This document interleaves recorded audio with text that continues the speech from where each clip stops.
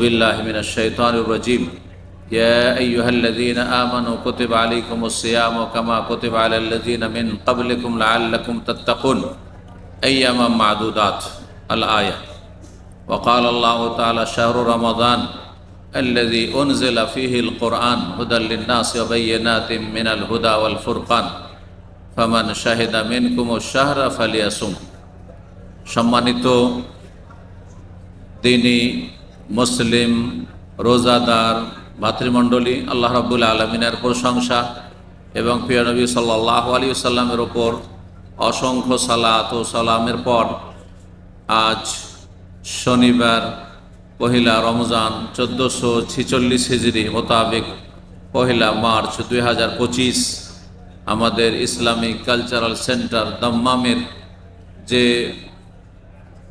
সুপরিচিত এই ইফতার ক্যাম্প 1420 হিজরি অর্থাৎ 1999 সাল থেকে চলে আসছে।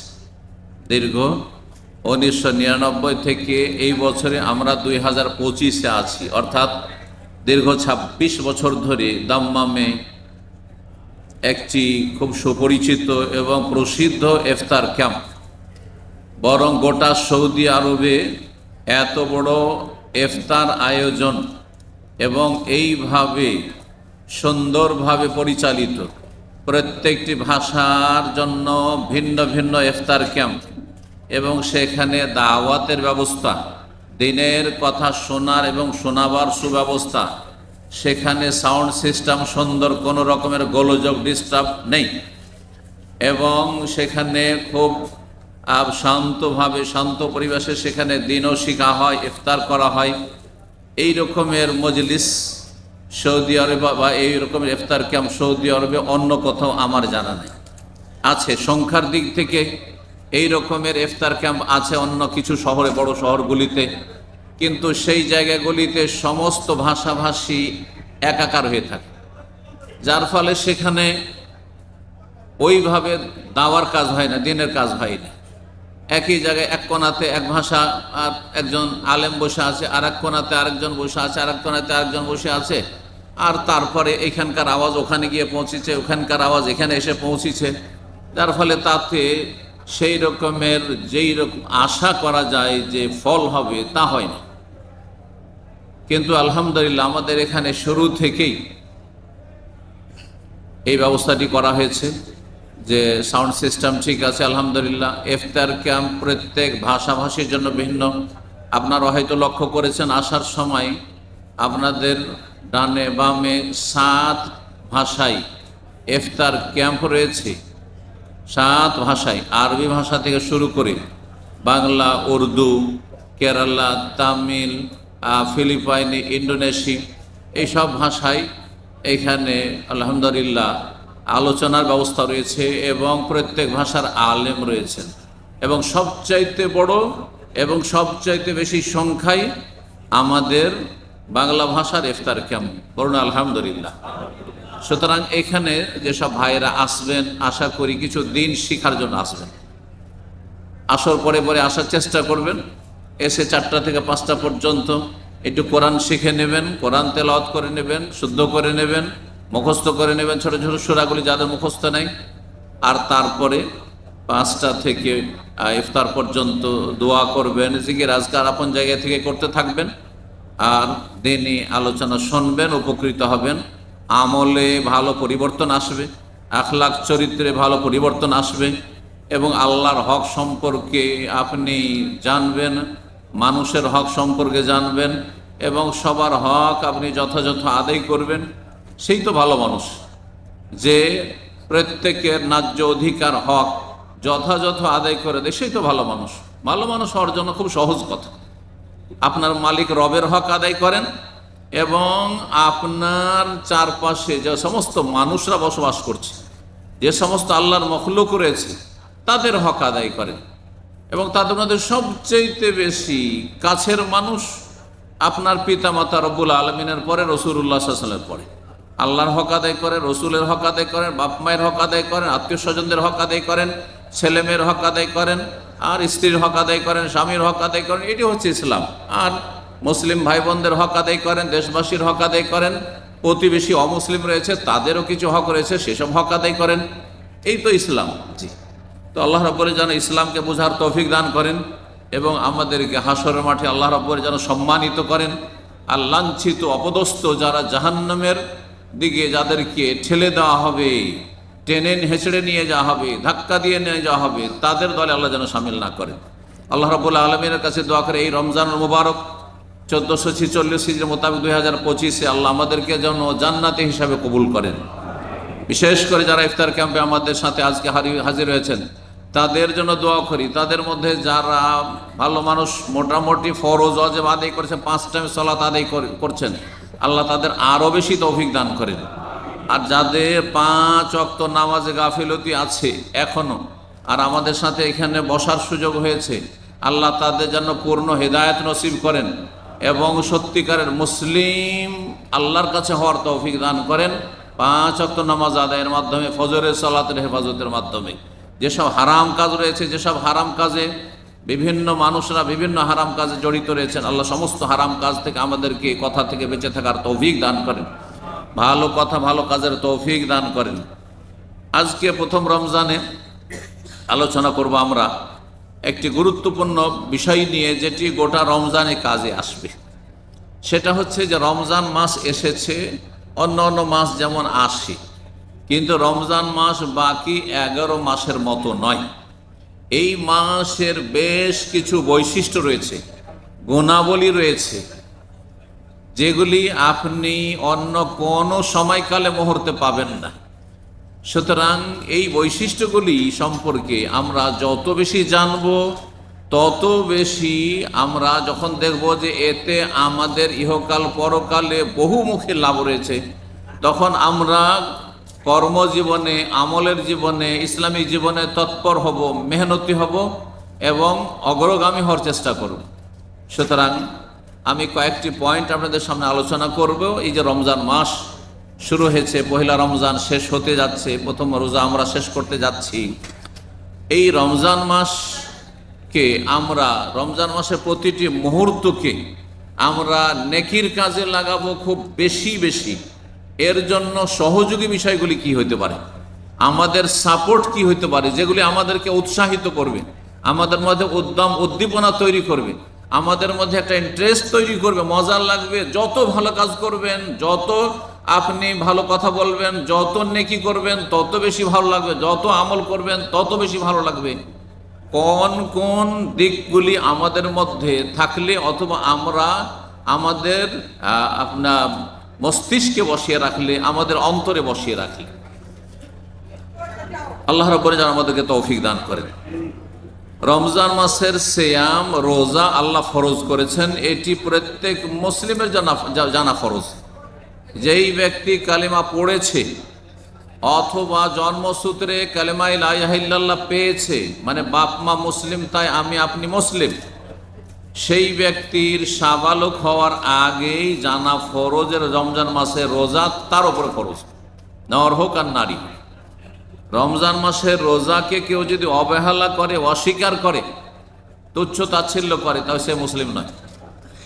রোজা রাখছেও না, আবার রোজাদারকে নিয়ে উপহাস করে, ঠাট্টা করে, হ্যাঁ, অথবা রোজা রেখে কি হবে এই ধরনের বিরূপ মন্তব্য করে, কুরুচিপূর্ণ কথা বলে, তাহলে সেই ব্যক্তি মুরতাদ, নিকৃষ্ট কাফের। ভালো করে শুনেন, আল্লাহ এমন কাফেরদের সাথে যেন কোনো মুসলিমের হাসর না করে, এরা মুরতাদ, ইসলাম বিমুখ।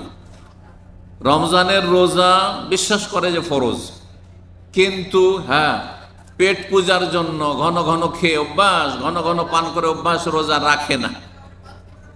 যদি তাকে বলেন রোজা রাখছো না কেন, রাখবো, রাখছি, পারছি না, কিন্তু অস্বীকার করে না, অমান্য করে না, তুচ্ছ তাচ্ছিল্য করে না, সেই ব্যক্তি বড় পাপিষ্ঠ, খনির চাইতে বড় পাপিষ্ঠ। কারণ ইসলামের 5টি খুঁটি অন্য অন্য কাবিরা গুনাহ থেকে বেঁচে থাকার চাইতে বেশি গুরুত্বপূর্ণ ফরজ কাজ।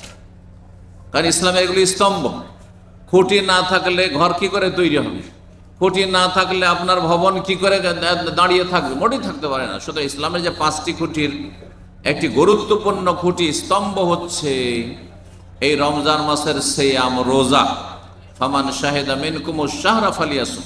আল্লাহ রাব্বুল সূরা বাকারা ইরশাদ করেছেন যে আয়াতগুলিতে রোজা রমজানের কথা রয়েছে, তোমাদের মধ্যে যেই কেউ এই রমজান মাস পেয়ে যাবে, ফামান শাহিদা মিনকুমুশ শাহরা, এই শাহরা রমাদান, রমজান মাসে যেই কেউ উপস্থিত হয়ে যাবে, বেঁচে আছেন, রমজানের আগে মরে যাননি, হ্যাঁ, রমজান মাসে আপনি মকিম অবস্থায় বাড়িতে আছেন, মুসাফির না যে আপনার জন্য ছাড়া অন্য মাসে কাজা করার, রমজান মাসে আপনি সুস্থ আছেন, অসুস্থ, এমন অসুস্থ না যে রোজা রাখতে একবার অক্ষম, আল্লাহ বলছেন ফালিয়াসুমহু, তাহলে অবশ্যই যেন সে রোজা রাখে, সে অবশ্যই যেন রোজা রাখে। এই আয়াত দিয়ে আল্লাহ রাব্বুল আলামিন রমজান মাসে রোজাকে ফরজ করেছেন।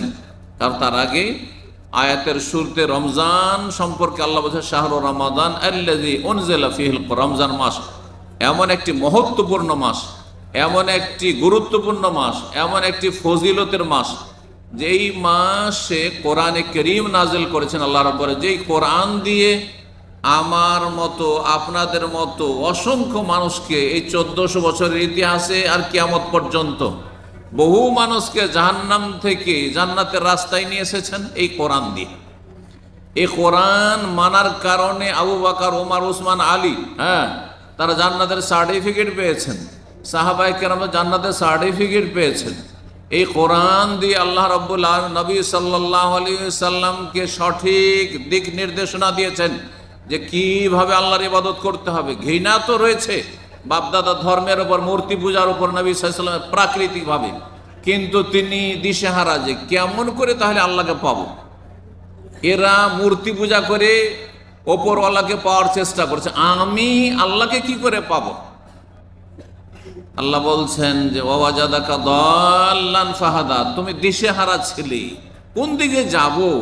এদের ধর্ম তো চলবে না, মানুষ নিজের হাতে মূর্তি তৈরি করবে, মানুষ নিজের হাতে মরা মানুষকে নিয়ে গিয়ে কাঁধে করে নিয়ে গিয়ে দাফন করবে, আর তারপরে মাজার পূজা করবে। এটা তো ধর্ম হইতে পারে না, এটা তো আর কোনো ধর্ম হইতে পারে না। তাহলে আমি কোন ধর্ম অবলম্বন করলে, কোন আদর্শ, কোন জীবন আদর্শ গ্রহণ করলে আল্লাহ তোমাকে আমি পাবো? এই অবস্থায় যখন ছিলেন আল্লাহ কোরআনে কারীম নাযিল করলেন রাসূলুল্লাহ সাল্লাল্লাহু আলাইহি ওয়াসাল্লামের উপর, ফাহাদা, এবং সঠিক দিক নির্দেশনা দিলেন, জান্নাতের রাস্তা দেখালেন যে এই পথে জান্নাত আছে, অন্য পথে জান্নাত নেই। আল্লাহ রাব্বুল আলামিন যেন আমাদেরকে জান্নাতের পথে চলার তৌফিক দান করেন। রমজান মাসে আল্লাহ রাব্বুল মানব জাতির ওপর দয়াবান হয়েছেন, সুতরাং কোরআনে কারীম নাযিল করে অসংখ্য মানুষকে জাহান্নাম থেকে মুক্তি দিয়েছেন। এই রমজান মাসের এই ফজিলতের কারণেই রমজান মাসে আল্লাহ রোজা সিয়াম ফরজ করেছেন। রমজান মাসের রোজা এবং রমজান মাসের অন্যান্য যে ফরজ নফল আরও ইবাদত বন্দেগী রয়েছে, রমজান মাসের সিয়াম ফরজ, কিন্তু অন্যান্য আরও বহুমুখী ইবাদত বন্দেগী রয়েছে, যেগুলি সুন্নত, নফল, মুস্তাহাব, তারাবি ইত্যাদি, কোরআন তেলাওয়াত, জিকির, আজকার, দোয়া, আরও বহু ইবাদত রয়েছে, এতেকাফ, লাইলাতুল কাদার। তো এই সমস্ত ইবাদত বন্দেগী ফরজ হোক আর সুন্নত নফল হোক, এগুলি করার জন্য কিভাবে আপনি নিজেকে বেশি উৎসাহিত করবেন, বেশি উদ্গ্রীব করবেন, আগ্রহী করবেন। দেখেন, এক মায়ের 5 ছেলে, সবাই কিন্তু একই রকম না, যেমন 5টি আঙুল সমান না। যতই চেষ্টা করুক বাপ মা, একই রকমের চেষ্টা করেছে 5টা ছেলেকে ওইভাবে মানুষ করার, কিন্তু 5টি ছেলে মেয়ে একরকম হবে না। ওই রকমই আপনারা 5 জন যে কোনো জায়গায় আছেন, বা এখানে বেশ কিছু লোকেরা আছেন, এখানে কয়েকশো লোক আছেন, আপনারা একই রকম হবেন না, কিন্তু আপনাকে এই ময়দানে কম্পিটিশন করে যারা আপনার থেকে এগিয়ে আছে তাদেরকে পিছনে ফেলে এগিয়ে যাওয়ার চেষ্টা করতে হবে। আর আপনি যদি পিছিয়ে থাকেন তো আগে হওয়ার চেষ্টা করতে হবে, এরকম পিছনে তা থাকলে হবে না। কখন মানুষ দৌড় দেয়? যখন কিছু আশা থাকে যে কিছু পাবো, এমনিতে মানুষ ঝাঁপ দেয় না। যদি আপনি জানতেন যে সৌদি আরবে ওই রকমই অবস্থা যেমন বাংলাদেশে অবস্থা, বাংলাদেশে যেমন ইনকাম সোর্স আমি দেখতে পাচ্ছি না, তেমন সৌদি আরবে নাই, তো কখনো আসতেন না সৌদি আরব, প্রবাসে আসতেন না। বাংলাদেশ চাইতে, আপনি জন্মভূমি চাইতে এখানে একটু ভালো মনে করেই এইদিকে আপনি দৌড় দিয়েছেন, টাকা পয়সা খরচ করেছেন, আর অনেক কষ্ট করে এখানে পৌঁছেছেন। ঠিক ওই রকমই রমজান মাস যখন এসেছে, আমরা সবাই কিন্তু দৌড় দিচ্ছি, যারা মুমিন মুসলিম যদি পরকাল সম্পর্কে সামান্যতম চিন্তা থাকে, যারা পরকাল সম্পর্কে একেবারে গাফেল উদাসীন, তারা জন্মসূত্রে মুসলিম হইলে ওরা কোনো কাজের মুসলিম না, ওই সব ইসলাম দিয়ে কোনো কাজও হবে না। যাদের সারাদিনে পেটের চিন্তা, খাবারের চিন্তা, টাকা পয়সার চিন্তা, সুখ শান্তির চিন্তা, দুনিয়ার চিন্তা, বিবাহ শাদীর চিন্তা, ছেলে মেয়ের চিন্তা, বাপ মায়ের চিন্তা, দুনিয়াদারি চিন্তা, ভবিষ্যৎকে উজ্জ্বল করার চিন্তা, কিন্তু জাহান্নাম থেকে বাঁচার কোনো চিন্তা নেই, জান্নাত লাভের কোনো চিন্তা নেই, যে যাচ্ছি কোথায় আর কখন আবার মরণ চলে আসবে, কি করলাম, আমি মরলে কি হবে, মরার পরে কিছুই চিন্তা করে এটা তার কোর্সেই নাই, সেই ব্যক্তি কোশ্চিন কালেও মুসলিম না, যতই তার 14 গোষ্ঠী একবারে আলেম আর হাফেজ আর অলিউল্লাহ হোক না কেন। এইরকম জন্মসূত্রে ইসলাম কোনো কাজে আসবে না। ভালো করে শুনেন, তাহলে আপনাকে আখেরাত সম্পর্কে চিন্তাশীল হইতে হবে, যে আমার দুনিয়া 50-60 বছর, এর জন্য কত চিন্তা করছি, তাহলে চিরকাল যেখানে থাকতে হবে আখেরাতে, তার জন্য কতটা কি করছি আমি। এই চিন্তা যার যত বেশি থাকবে, সে তত বেশি অগ্রণী ভূমিকা পালন করবে আমলের ময়দানে, ইমানের ময়দানে। এই জন্য রমজান মাসের এই প্রতিটি মুহূর্তকে ভালো কাজে লাগাবার জন্য আপনার মধ্যে যে আপনি স্পিরিট বাড়াবেন, আপনার মধ্যে যে শক্তি এনার্জি বাড়াবেন, সবচাইতে গুরুত্বপূর্ণ যে বিষয়টি সেটা হচ্ছে এখলাস। এখলাস মানে হচ্ছে নিষ্ঠা, আল্লাহর জন্য আমি সব কাজ করছি। এখলাস মানে দুনিয়ার কোনো গরজে করছি না, কার জন্য করছি, আল্লাহর জন্য করছি, যিনি জান্নাতের মালিক, যিনি জাহান্নামের মালিক, যিনি হায়াতের মালিক, যিনি মৌতের মালিক, যিনি ইচ্ছা করলে আমাকে সব সময় সুস্থ রাখতে পারেন, যিনি ইচ্ছা করলে আমাকে দীর্ঘায়িত করতে পারেন, যিনি ইচ্ছা করলে এখনই আমাকে ধ্বংস করে দিতে, সারা বিশ্বকে ধ্বংস করে দিতে পারেন। কোন একটি কথা বলে সারা দুনিয়াকে ধ্বংস করে দিতে? সারা দুনিয়াকে করোনার যুগে আল্লাহ থামিয়ে দিয়েছিলেন, সারা দুনিয়ার সমস্ত যানবাহনকে আল্লাহ একবারে থামিয়ে দিয়েছিলেন, মরুভূমিতে এরোপ্লেন পার্কিং করে সরে পৌঁছে যাচ্ছিল। আল্লাহ সেই শক্তির নাম, যেই শক্তি দেখিয়ে দিয়েছে, জি আল্লাহ সব কিছুই করতে পারেন। ফাআলুল লিমা ইউরিদ ইয়াফআলুল্লাহু মা ইয়াশা, আল্লাহ যা চান তাই করতে তিনি সক্ষম, কিন্তু আমরা হচ্ছি অক্ষম।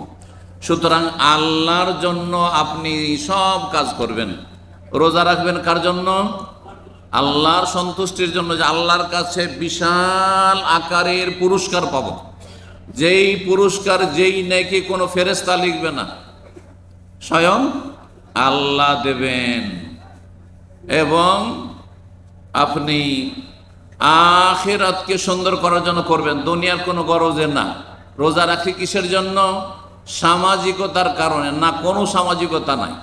রোজা রাখছি আমার রুমে সবাই রাখে তাই পরম্পরা রোজা রাখছি, দেখা দেখি রাখছি তাও না, কারো ভয়ে রাখছি, মান সম্মানের জন্য রাখছি, চক্ষু লজ্জায় রাখছি, আজকে ইফতারি আছে সেই জন্য রাখছি, না না, মোটেই না। কাউকে খুশি করার জন্য না, কারো ভয় না, রবের ভয়ে, রবকে খুশি করার জন্য, আল্লাহ রাব্বুল আলামিনের জন্য। ইখলাস হচ্ছে যা কিছু করবেন আপনি সব আল্লাহর সন্তুষ্টির জন্য করবেন, যিনি আপনার আমার সমস্ত কিছুর মালিক। আল্লাহ রাব্বুল আলামিন এই শর্ত ইবাদতের ক্ষেত্রে মৌলিক শর্ত লাগে, যে কোনো ইবাদত কবুল হবে না যদি ইখলাস না থাকে। আপনি নামাজ পড়ছেন কিন্তু কিসের জন্য? বিবাহিত মানুষ, নতুন বিয়ে করেছেন, শ্বশুর সাহেব এসেছেন সেই জন্য। হ্যাঁ, রোজা রেখেছেন কিসের জন্য? আপনার বাড়িতে আমি মেহমান হয়েছি, আরে মেহমান ভালো মানুষ, এটা মেহমান আছে, রোজা না রাখলে হয়? আজকে তো রোজা রাখতে হবে, কিছুই পাবেন না আপনি, কারণ আপনি দুনিয়ার গরজে রেখেছেন আপনি। তো কোনো আমল কবুল হবে না, কোনো আমল কবুল হবে না ইখলাস না থাকলে, আল্লাহর সন্তুষ্টি, আল্লাহর জন্য নিষ্ঠা, খুলুসিয়াত না থাকলে। কোরআনে কারীমে ইখলাস সম্পর্কে অনেক আয়াত রয়েছে, ওমা উমিরু ইল্লা লিয়াবুদুল্লাহ মুখলিসিনা লাহুদ্দিন হুনাফা। আল্লাহ রাব্বুল আলামিন বলছেন সমস্ত মানব জাতিকে একমাত্র নির্দেশ দেওয়া হয়েছে যে তারা আল্লাহর ইবাদত বন্দেগী করবে। আর গুরুত্বপূর্ণ ইবাদত হচ্ছে রোজা, সিয়াম। তার চাইতে গুরুত্বপূর্ণ ইবাদত 5 ওয়াক্ত সালাত, নামাজ। গুরুত্বপূর্ণ ইবাদত হচ্ছে আপনার পয়সার যাকাত। আমি আপনি জেনে নেব সেই জন্য জাকাত দিতে হবে না। রব জানছেন যে আপনার কাছে কত টাকা আছে, জাকাত দিতে হবে। এই ইখলাসের সাথে ইবাদত বন্দেগী করতে হবে। এই হচ্ছে সমস্ত মানব জাতিকে আল্লাহর নির্দেশ ফরমান। মুখলিসিন লাহুদ্দিন, তার জন্য আনুগত্যকে নিখুঁত নির্ভেজাল করে। আর এটি হচ্ছে ওয়াজালিকা দীনুল কাইয়্যিমা, এটি হচ্ছে ইকামতের দিন। আল্লাহ বলছেন যে আল্লাহর জন্যই করবে যে কোনো ভালো কাজ, এইটাই হচ্ছে ইকামতের দিন। শিরক মুক্ত জীবনযাপন, এটাই হচ্ছে একামতের দিন। একামতের দিন মানে রাজ দরবার দখল করা নয়, রাজভবন দখল করা নয়। একামতের দিন মানে আপনার সুপ্রিম কোর্ট দখল করা নয়। একামতের দিন মানে আপনার পার্লামেন্ট দখল করা, সেখানে কয়েকটা সিট বরাদ্দ করা নয়। এগুলি ভুল ব্যাখ্যা করে মানুষকে, ইসলামকে পুঁজি করে মানুষের ধর্মীয় আবেগ নিয়ে খেলা করে জাতিকে বিভ্রান্ত করা হয়েছে, কখনো না। কিন্তু যখন আপনি সত্যিকারের একামতের দিন মানে আল্লাহর জন্য কাজ করবেন, আপনি পরকালে আল্লাহর কাছে কিছু পাবেন এই জন্য কাজ করবেন, তখন দুনিয়াতেও বহু নিয়ামত দিয়ে আল্লাহ আপনাকে সম্মানিত করবেন, সুখ দেবেন, পারিবারিক, শারীরিক, মানসিক, হ্যাঁ। আর তার সাথে রাষ্ট্রীয় ক্ষমতা যেমন খোলাফে রাশেদিন আবু বকর, ওমর, ওসমান, আলীকে দিয়েছিলেন, তেমনই আল্লাহ দিবেন। যেমন আল্লাহ মোগলদেরকে দিয়েছিলেন, যেমন শেরশাহ সুরিকে দিয়েছিলেন, ভারত ও মহাদেশ 700-800 বছর ধরে মুসলিম শাসকদের দিয়েছিলেন, ওই রকমই দেবেন। আর এদিকে শিরক করতেই থাকবেন, মাজার পূজা করতেই থাকবেন, পীর পূজা করতেই থাকবেন, আর এদিকে বেদাতি কর্মকাণ্ডে জড়িত থাকবেন, নামাজ পড়বে, নামাজি হয়েই থাকবেন শতকরা 95 জন। আর বলবেন যে ব্যাস, হ্যাঁ আমাদেরকে শুধু ক্ষমতাটা ছেড়ে দাও, ক্ষমতা এই ক্ষমতা দিয়ে পেট পূজা ছাড়া কিছু হবে না। আর পেট পূজা করতে গিয়ে 2-4-10 বছর পূজা করার পরে অন্যেরা পেট পূজার যখন সুযোগ পাবে তখন আপনাদের অবস্থার 12টা বাজিয়ে দিবে। কথা বুঝতে পারছেন না? এক জালেম দিয়ে আর এক জালেমকে আল্লাহ পিটিয়ে নেবেন। এটা হচ্ছে সুন্নাতুল্লাহ, এটি আল্লাহ নীতিমালা। জি, জালেমকে 2-4-10 বছর সুযোগ দেবেন, তারপর ওই জালেমকে এমনভাবে প্রতিহত করবেন, নির্মূল করবেন, আরেক জালেমকে তাদের উপর চাপিয়ে দেবেন। এটা হচ্ছে দুনিয়ার নীতিমালা, রব্বুল আলামিন আল্লাহর কায়দা কানুন। এর ব্যতিক্রম কিছু হবে না। সুতরাং ফিরে আসেন ইসলামের দিকে, আল্লাহ যেন ফিরে আসার তৌফিক দান করেন। রমজান মাসের প্রতিটি মুহূর্তকে ভালো কাজে লাগাবার জন্য নিজেকে যে উৎসাহিত করবেন, এর জন্য আর একটি পয়েন্ট হচ্ছে যে রমজান মাস আসলে আপনি আনন্দ বোধ করবেন, খুশি বোধ করবেন, খুশি হবেন। মাথা যেন ভারী না হয়ে যায়, মাথার বোঝা না হয়ে যায়, আরে এখন তো রোজা রাখা ছাড়া কোনো উপায় নেই, হ্যাঁ কষ্ট লাগছে রোজা রাখতে, এমন যদি হন তাহলে আপনার দ্বারা কোনো ভালো কাজ হবে না। আপনার নসিব, ভাগ্য খারাপ, আপনার নসিবে জান্নাত নাই, তাহলে আপনি হতভাগা। ভালো করে শোনেন। সুতরাং আপনি স্বতঃস্ফূর্তভাবে রমজানকে বরণ করুন এবং রমজানকে স্বাগত জানান, যেমন নবী করিম সাল্লাল্লাহু আলাইহি ওয়াসাল্লাম এবং সাহাবায়ে কেরামগণের আদর্শ ছিল। মুসনাদ আহমদে, সুনান নাসাইতে হাদিস রয়েছে যে যখন রমজান মাসের আগমন হইতো, রমজান মাস শুরু হইতো, তখন রাসূলুল্লাহ সাহাবায়ে কেরামদেরকে এরকম বসিয়ে মসজিদে নববীতে কানা ইউবাশশিরু আসহাবাহু, কানা রাসূলুল্লাহ ইউবাশশিরু আসহাবাহু, তার সাথী সঙ্গীদেরকে সুসংবাদ দিতেন যে কাদ আতাকুম রমজান, রমজান মাস এসে গেছে।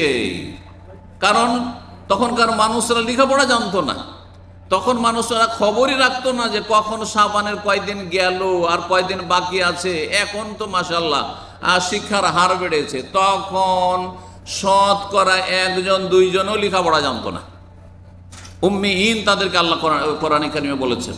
তারা নিরক্ষর জাতি ছিল, সেই জাতিতে আল্লাহ রাসূল পাঠিয়ে। সুতরাং নবী সাল্লাল্লাহু আলাইহি ওয়াসাল্লাম তাদেরকে জানাতেন যে রমজান শুরু হতে যাচ্ছে, সুসংবাদ দিতেন, নিজে খুশি হতেন, সাহাবায়ে কেরামদেরকে খুশি করতেন এবং বলতেন যে শাহরুন মোবারক, সেটি হচ্ছে বরকতের মাস। কে বরকত চাই না?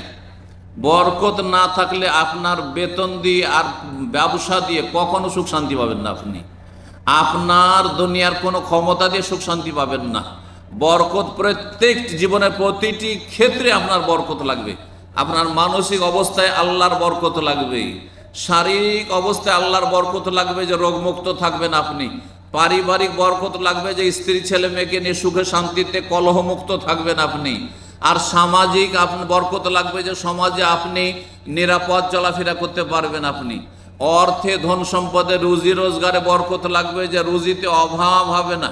না হলে ওই ছিঁড়া পকেটের মতো টাকা মেলা ইনকাম হচ্ছে, কিন্তু সংসার চালাতে হিমশিম খাচ্ছেন, আর একটা পয়সাও জমাতে পারলেন না। বহু লোক লক্ষ লক্ষ রিয়াল এখানে ইনকাম করেছেন, কিন্তু তাদের জীবনে আল্লাহ বরকত দেননি, তাদের বিভিন্ন পাপের কারণে, যার ফলে তাদের জীবনে কোনো শান্তি নেই, বরকত নেই। 20 বছর 25 বছর চাকরি করে খালি হাতে এখান থেকে ধাক্কা খেতে দেশে গেছে, সেই একই অবস্থা। কিন্তু অনেক মানুষ রয়েছে যে 500-700 টাকা বেতনে এসেছে, কিন্তু আল্লাহ তাদের অন্তকরণ জানেন, তাদের নিয়তের খলুসিয়াতের কথা জানেন, তাদের সততার কথা জানেন, তাদের আমানতের কথা জানেন, তাদের ভালো চরিত্রের কথা, ঈমান আমলের কথা জানেন, আল্লাহ দিকে আগ্রহী, আল্লাহমুখী। সেই জন্য আল্লাহ তাদের জীবনে বরকত দিয়েছেন। তো এই বরকত হাসিল করতে হইলে বিভিন্ন যেসব বিষয়ে বরকত রয়েছে, যেসব বস্তুতে বরকত রয়েছে, সময়ে বরকত রয়েছে, স্থান, কিছু কিছু স্থানে বরকত রয়েছে, ওই রকমই রমজান মাস একটি সময়কাল, যেই সময়কে নবী সাল্লাল্লাহু আলাইহি ওয়াসাল্লাম বলছেন শাহরুল মুবারাক, এ হচ্ছে বরকতের মাস। কোরআনে কারীম সম্পর্কে আল্লাহ বলছেন কিতাবুন আনজালনাহু মুবারাক, বরকতের কিতাব, বরকতের গ্রন্থ, কোরআনে বরকত রয়েছে। সুতরাং কোরআন শিখলে বরকত আছে, কোরআন পড়লে বরকত আছে, কোরআন খতম করলে বরকত আছে, কোরআনের তাফসীর বুঝলে বরকত আছে, কোরআনের কথা শুনলে বরকত আছে, কোরআন হাদিসের ইসলামের মজলিসে যে মাহফিলে বসে আছেন, এতে বরকত রয়েছে। আল্লাহ রাব্বুল আমাদের সার্বিক জীবনে যেন বরকত দান করেন। কাতাবাল্লাহু আলাইকুম সিয়াম, নবী সাল্লাল্লাহু আলাইহি ওয়াসাল্লাম বলছেন তোমাদের এই রমজান মাসে রোজাকে আল্লাহ বরকতের মাসে রোজাকে ফরজ করেছেন। সুতরাং রোজা কোনো মতেই ছাড়বেন না যতক্ষণ পর্যন্ত এমন কোনো সিরিয়াস না হয়ে যাবেন যে এই অবস্থায় রোজা রাখলে আমি আর বাঁচবো না। এইরকম যদি কারো পরিস্থিতি হয়ে যায়, অথবা ডাক্তার বলছে যে আপনার যে অসুখ, এই অসুখে রোজা রাখলে আপনার অসুখ বেশি বেড়ে যাবে, যার ফলে আপনাকে সুস্থ থাকা সম্ভব হবে না, আপনার সুস্থ থাকা সম্ভব হবে না, এইরকম পরিস্থিতি, ফামান কানা মিনকুম মারিদান আও আলা সাফারিন ফাইদ্দাতুম মিন আইয়াম, তখন আপনি রোজা ছেড়ে দিয়ে যখন সুস্থ হবেন, অস্থায়ী রোগী হলে তখন রোজাগুলিকে কাজা করতে হবে। না হলে এমনি রমজান মাসের মতো মুহূর্ত আপনি বাকি 11 মাসে কখনো পাবেন না কাজা করে। সুতরাং অবহেলা করে, গাফিলতি করে, আজকে একটু বেশি পিপাসা লেগেছে, আজকে একটু খিদা লেগে গেছে, আজকে তো সাহারি খেতে উঠতে পারিনি, সেই জন্য রোজা ধরলাম না, এইরকম হারাম কাজ করবেন না। রমজান মাসে যদি সুস্থ অবস্থায় পানাহার করেন আপনি, আর একজন কুকুর শুকুরের গোস্ত খাচ্ছে, দুইজনে কোনো পার্থক্য নেই। ভালো করে শুনুন, আপনি ভাত রুটি খাচ্ছেন রমজান মাসের দিনে সুস্থ মুসলিম, আর একজন খ্রিস্টান ওই শুকুরের গোস্ত খাচ্ছে, জি, মদ খাচ্ছে, কোনো পার্থক্য নেই, কোনো পার্থক্য নেই। সে যেমন হারামখোর হারাম খাচ্ছে, আপনি রমজান মাসে পানাহার করে হারামখোর হারাম খাচ্ছেন আপনি। আল্লাহ যেন এই অনিষ্ট থেকে হেফাজত করেন, আমার আপনার সবারই ওই যেন আল্লাহ হেফাজত করেন। মুসলিম ভাই বোনদেরকে আল্লাহ রাব্বুল আলামিন যেন এইরকম পাপাচার থেকে বেঁচে থাকার তৌফিক দান করেন। রমজান মাসের মুহূর্তগুলির গুরুত্ব বোঝার জন্য এবং সেগুলির গুরুত্ব দেওয়ার জন্য আরেকটি দিক মনে রাখবেন, সেটা হচ্ছে যে এই রমজান মাসে আল্লাহ মহাপুরস্কার রেখেছেন, বহুমুখী পুরস্কার রেখেছেন। এই পুরস্কারগুলি সম্পর্কে যখন আপনার নলেজ থাকবে, জানা থাকবে, আর সেগুলি পুরস্কার নেব বলে আপনি যখন দৃঢ় সংকল্প হবেন, হ্যাঁ, আপনার মনের সদিচ্ছা থাকবে যে আমি এই পুরস্কারগুলি আল্লাহর হাসিল করব, তখন হাসিল করতে পারবেন। যেমন রমজান মাসের রোজার নেকি আল্লাহ ছাড়া কোনো ফেরেশতাও জানে না যে কত নেকি দেওয়া হবে।